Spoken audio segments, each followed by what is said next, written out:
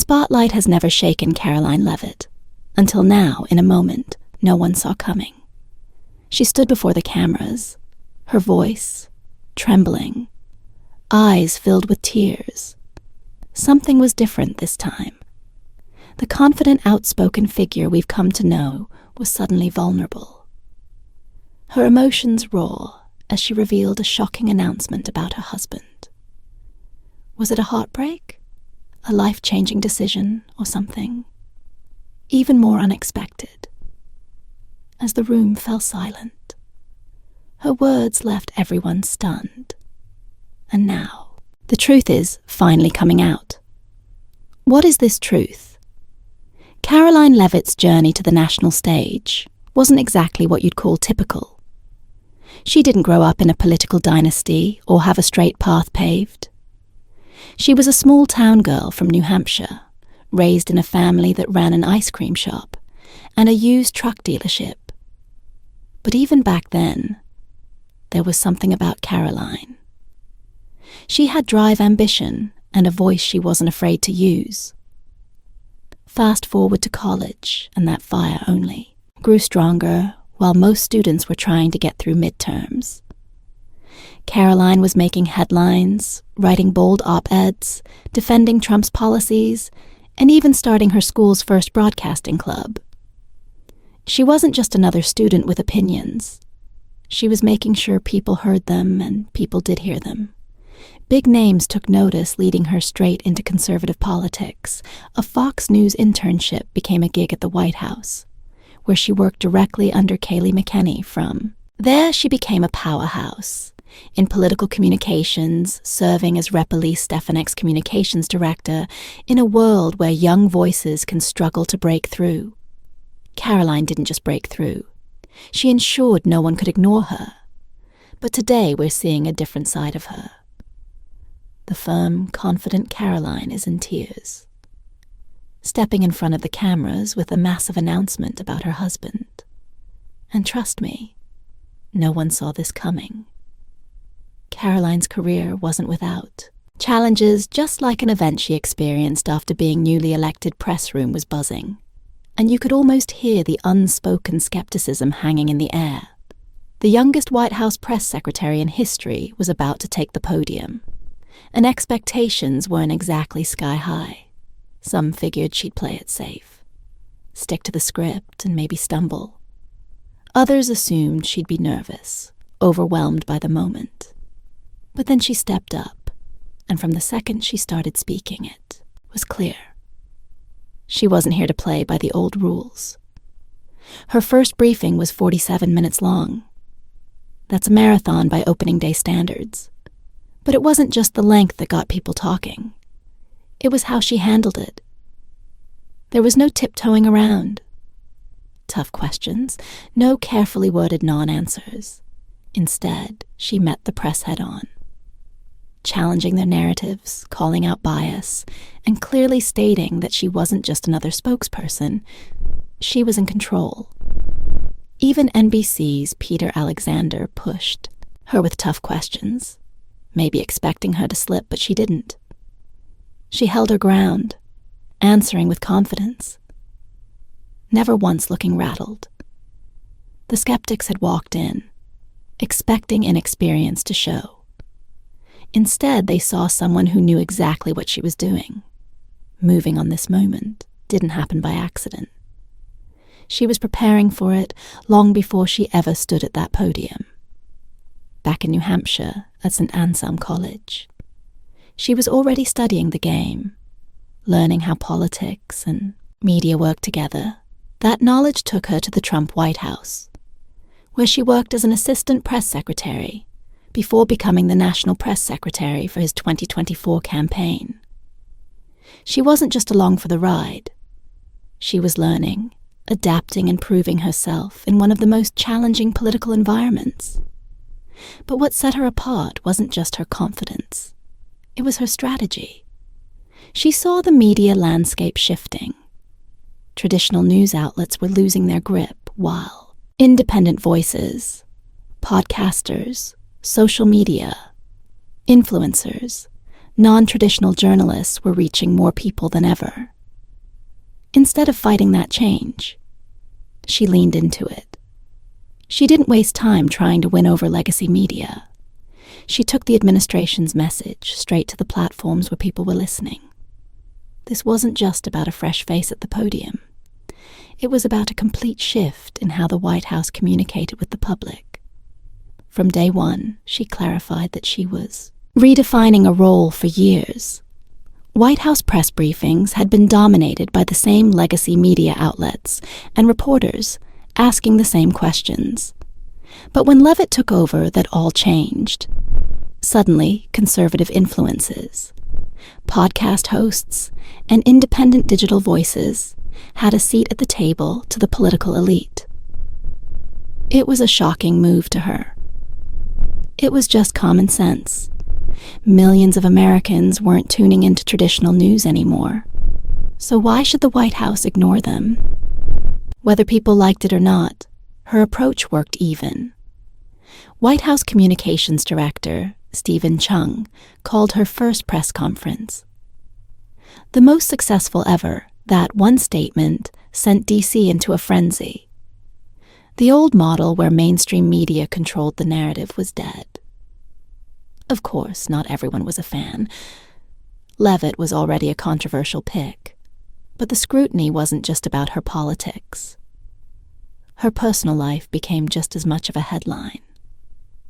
She married Nicholas Riccio, 59-year-old real estate mogul. 32 years, her senior people had opinions, a lot of them. Was it love? Was it a strategy? Some saw it as a scandal. Others couldn't care less either way. The noise didn't faze her. She had bigger things to worry about. And then the world flipped upside down. July 13th, 2024. A Trump rally in Butler, Pennsylvania. The energy was electric. Then gunshots, chaos erupted. A bullet struck. Donald Trump, Secret Service agents, swarmed supporters, screamed he was bleeding. But still standing, the moment didn't just shake the country. It changed everything for Levitt. It hit on a completely different level.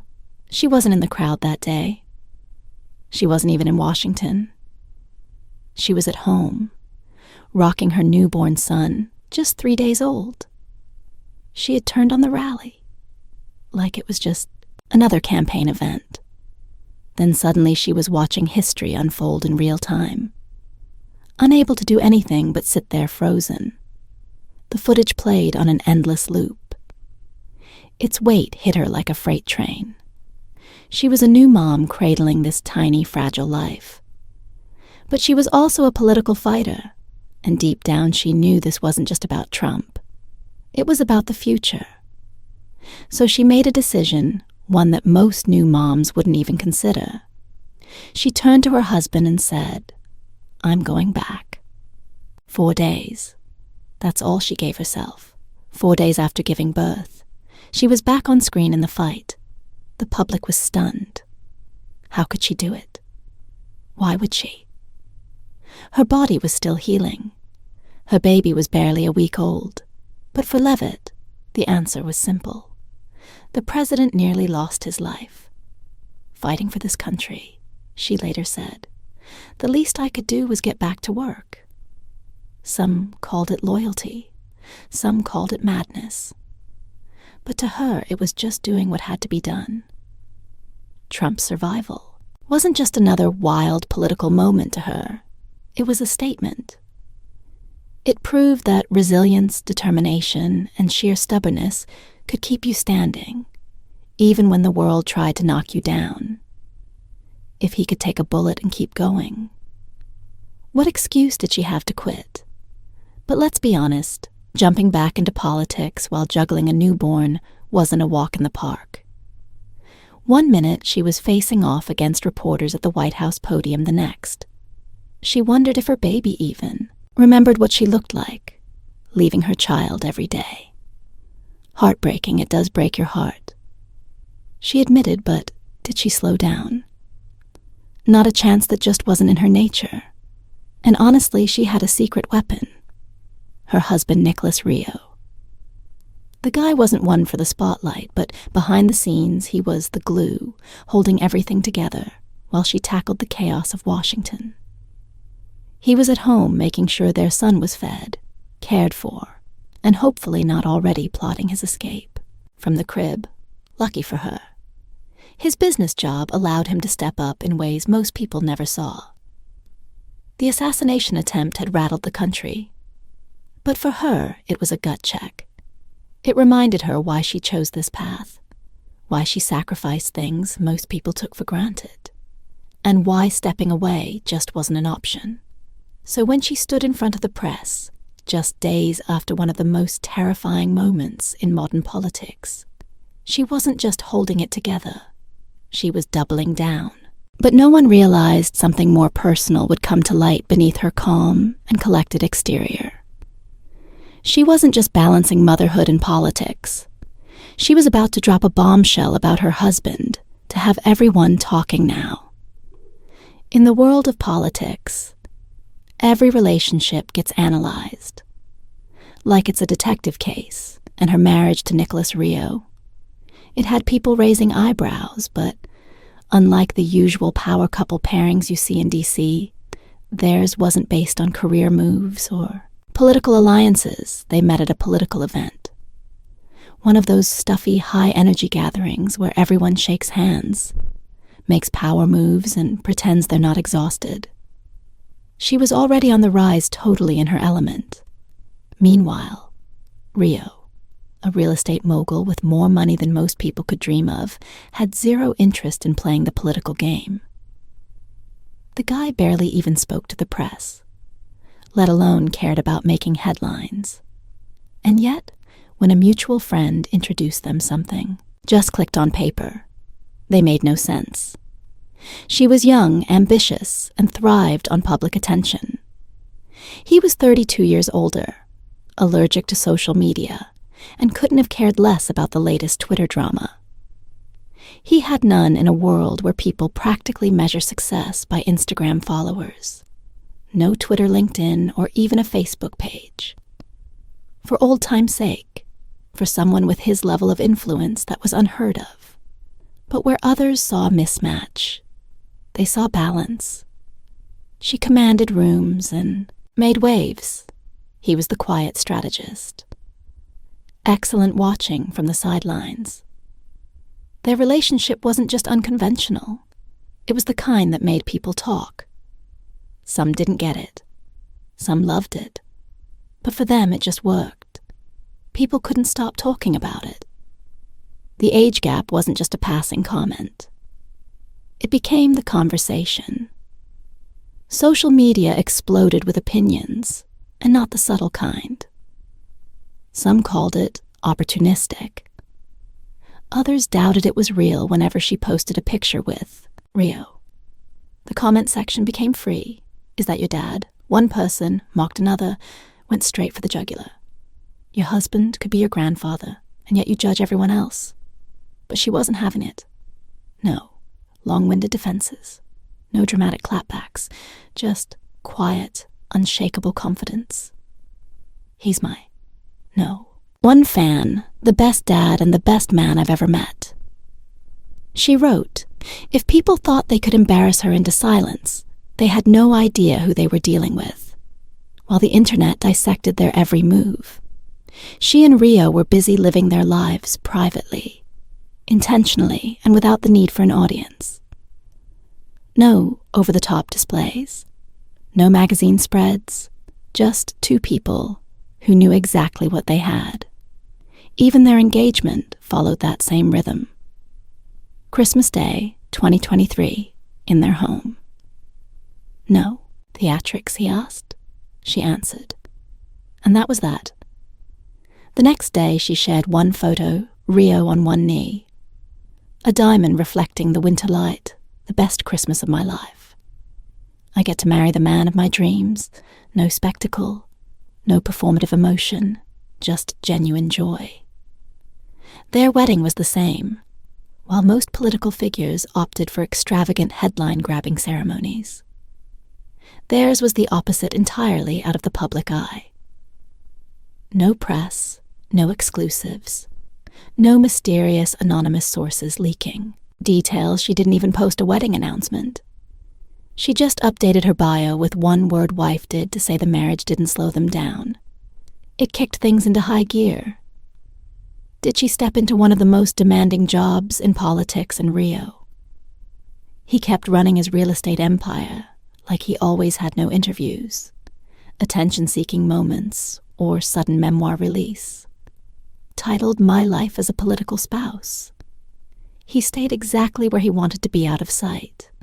But that didn't mean his presence wasn't felt when she shocked everyone by returning to work just 4 days after giving birth. People had questions. How is that even possible? Simple Rio, while she faced the press. He was at home ensuring their newborn son had everything he needed. She always called him her greatest supporter. The man who gave everything and asked for nothing. But what nobody realized was how much he had sacrificed. Too, his role wasn't just that of the supportive husband, standing in the background nodding along like a well-dressed extra. It was something much bigger. And when she finally broke down and revealed the truth about him, people finally understood. Nicholas Rio had been carrying something no one saw coming. He was never supposed to be in the spotlight, while she made history as the youngest White House press secretary. Rio stayed behind the scenes where he was most comfortable. People assumed he was another wealthy businessman who had made all the right moves. But his story, it wasn't what anyone expected. Dot before the success. Dot before the millions. Dot before the political influence. Dot Nicholas Rio had nothing at 18. While most kids were stressing over college applications, Rio was homeless. He had no backup plan, safety net or reassuring. You can always come home speech from his parents. He was on his own. And while most people in that position would be focused on survival, Rio saw an opportunity. Failure wasn't an option. He worked relentlessly with no connections and barely any money, saving every dollar he could. By the early 2, he noticed rundown properties in Hampton Beach, New Hampshire. The places most people wouldn't look twice at. To everyone else, they were a lost cause. To Rio, they were a gold mine. He started small, buying the properties. Nobody wanted fixing them up and turning them into highly sought-after rentals. Every cent he made went straight back into his business. By 2005, he had built something. Real 15 buildings, 70 rental units, and a reputation as someone who saw value where others didn't. Then his empire expanded. His company, Rio Enterprises. LLC is spread across New England. He used the same strategy: find forgotten places, turn them into something valuable, and never overextend. By the time people learned his name, he was already a multimillionaire. But here's the part nobody expected. His properties weren't just about making money. They became something more. A gathering place, a meeting ground, a quiet but powerful force in conservative circles, while others were making noise. He was making moves, and yet through all of it, he never stepped into the limelight, never chased recognition, never felt the need to prove anything. Because the most influential people, they're never the ones making the most noise. They're the ones pulling the strings without anyone realizing it. Most men in his position would be flashing their wealth, making sure the world knew their name, not Nicholas Rio, while other real estate moguls gave TED Talks about the hustle and posing next to their private jets. Rio was quietly moving pieces behind the scenes. He wasn't interested in clout. He was interested in results. And somehow that made him even more intriguing. Take one of his properties. For example, it wasn't just another real estate investment. It became a hub for conservative women, hosting women for Trump gatherings that had a profound impact. But Rio wasn't just some deep-pocketed donor writing checks from the comfort of his office. He was a strategist, making sure his success meant something. And unlike the billionaires who couldn't resist name, dropping their political connections, Rio played it differently. No interviews, no magazine covers, no carefully curated Instagram posts. The man barely existed online. It was almost impressive. And for a while he stayed in the background, until his marriage to Caroline Levitt pulled him straight into the spotlight. Not by choice, of course. Social media had a field day with their age gap. The comments were ruthless. People speculated, criticized, and insisted it had to be transactional. But here's what they didn't get. Their marriage wasn't built on optics. It was built on shared values, mutual respect, and an understanding that in their world, stability at home was non-negotiable. So while Caroline took on one of the most high-pressure political jobs, Rio ensured their home life was just that home. And when their son, Nicholas Robert, was born, he didn't hesitate. He stepped back from his empire, not because he had to, but because he wanted to. For a man who had built everything from nothing, shifting priorities wasn't some grand sacrifice. It was just what you do when you're all in. But of course, no matter Rio tried to avoid attention, the truth had a way of catching up with him. And when Caroline finally let the world in on what he had done, it was enough to leave even the most seasoned political insiders stunned for weeks. People asked the same question: how is she doing this? How was she juggling an all-consuming career, a newborn, and the relentless pressure of public life without completely falling apart? She had returned to work just 4 days after giving birth, and while some called it inspiring, others questioned how she was managing it at all. And then one day it all cracked. Standing in front of a room full of reporters, composed professional every bit the press secretary, Caroline suddenly faltered. She took a deep breath, steadied herself, and then in a moment, no one saw coming. So she let the mask slip. I've been asked many times how I've managed to balance this job, being a new mom, and everything that comes with it. She said, her voice uncharacteristically raw. The truth is, I couldn't have done any of this without my husband. And just like that, the man who had spent years in the shadows became impossible to ignore. For all the speculation about their relationship, no one had understood the whole story.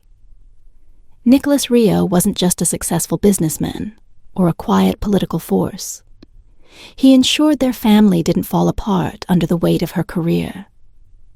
At that moment, Caroline clarified just how much he had sacrificed long before their son was even born.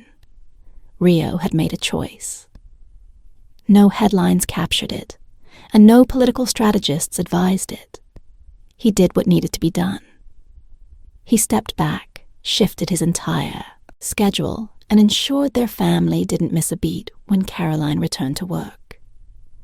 When I told Nicholas I wanted to return to work as soon as possible, he didn't hesitate. She admitted he just said, "We'll figure it out." And he did. She talked about the guilt, the heartbreak of leaving her son every day, and how there were moments when it felt unbearable. And every single time Rio was there, not with empty reassurances or some vague, "You got this" pep talk, but with action, knowing that Nicholas is with his father, knowing that he is there every step of the way. That's what makes this possible for me. And just like that, the narrative changed. Nicholas Rio wasn't just a wealthy businessman or the elusive husband in the background. He was the reason the whole operation worked. He had built an empire, sure, but his most significant investment, the one thing that truly set him apart, it was what he had been quietly giving every single day without expecting anything in return. Then came the press conference that changed everything. Levitt, known for her composure, teared up as she admitted just how much her husband had given up for their family. At that moment, the usual political script was thrown out the window. This wasn't about competition or one person's career, overshadowing the other. It was about partnership, about truly having each other's backs. The media, of course, had a field day. Was she setting an impossible standard for working moms? Or was she proving that women in power don't have to choose between ambition and family in a world where power often comes at a cost? Levitt and Rio proved that real success is about who stands beside you, and maybe, just maybe, their story will inspire others to rethink what true partnership looks like.